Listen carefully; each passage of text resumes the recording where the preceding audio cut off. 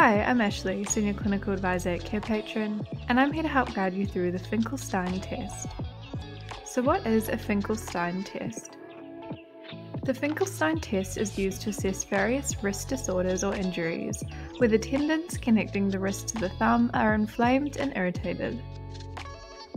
It may be difficult for patients to hold or twist objects, which can induce swelling and cause pain. During the Finkelstein test, the patient forms a fist with their thumb tucked between their fingers. The healthcare provider stabilizes the patient's forearm and wrist to gently draw the hand toward the pinky finger.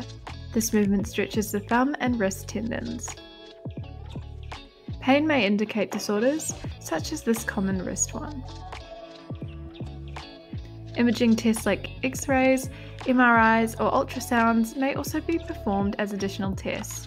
The healthcare professional will also perform a complete medical history and physical examination to rule out any potential reasons for wrist pain. There are a variety of healthcare professionals who can use this, however, it is commonly used by physical therapists. Here's how to use the Finkelstein test effectively. The first step is to complete the client information and follow the diagram. You'll then need to write notes based on observations.